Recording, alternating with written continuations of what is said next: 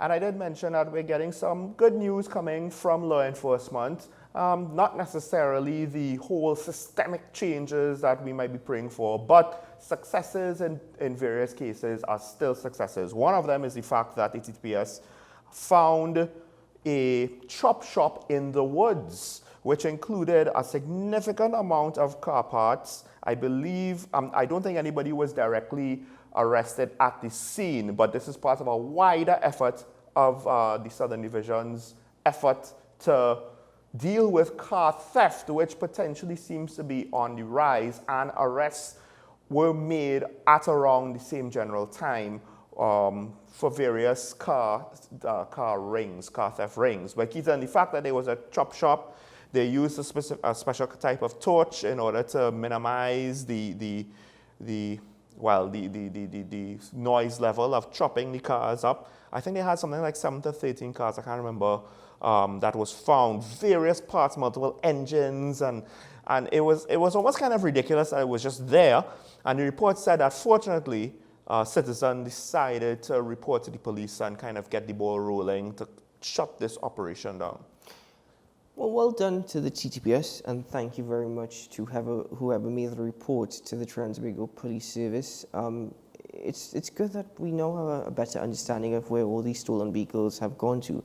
But the thing is, I think maybe the police should stop announcing that they got a tip-off.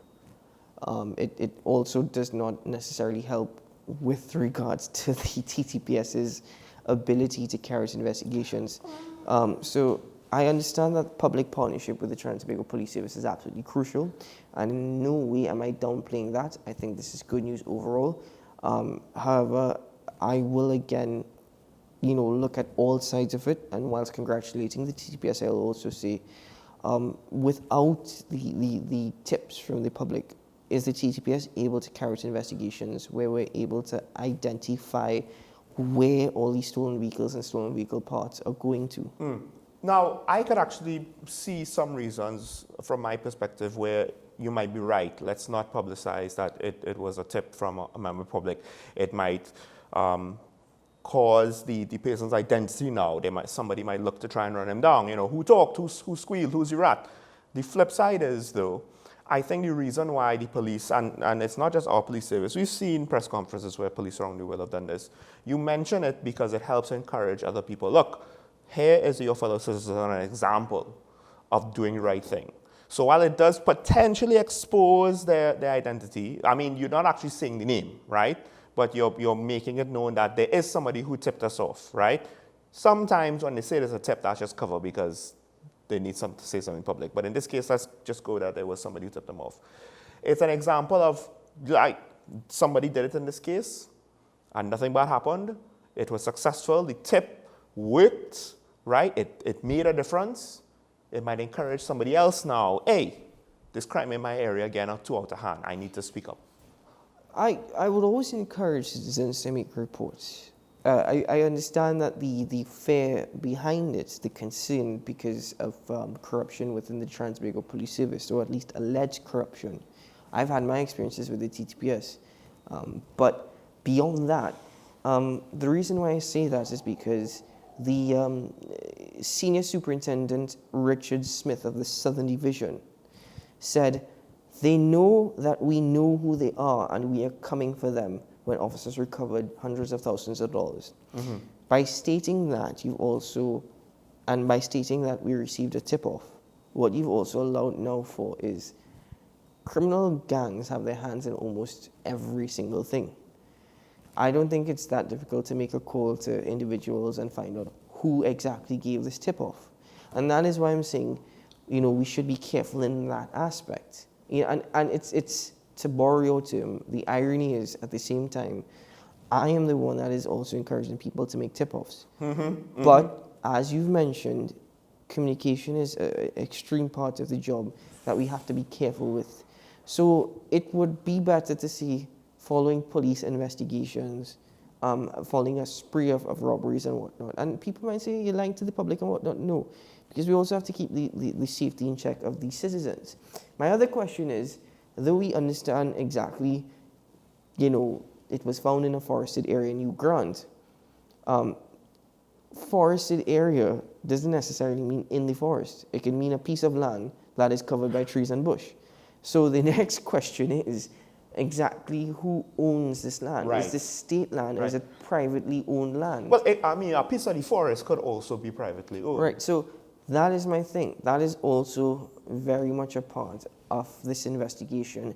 And furthermore, are there further investigations to try and figure out exactly if there are any auto shops that are purchasing stolen items and then selling them to other car owners?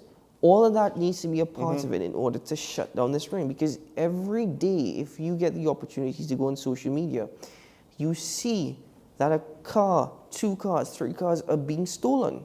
So this is what I'm saying. It's good news, but at the same time, I do have my concerns and my questions. One of the other parts to the stories that was reported, one of the papers included earlier incidents. On Monday, they also busted a 52-year-old garage owner and a 35-year-old painter straightener.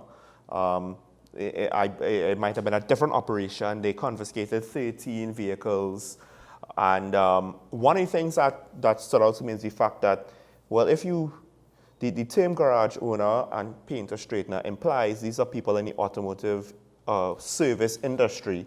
And to what extent now do we have to worry about not only losing people to service our vehicles, but the fact that, they're looking to profit, they're looking to turn to that life of crime, because that could be how you get marked. You take your car into some garage and you're like, hey, this service is great, but you don't realize that that's one of the ways where you might, they know your car, they could inspect it for all intents and purposes, to say, is this suitable to take?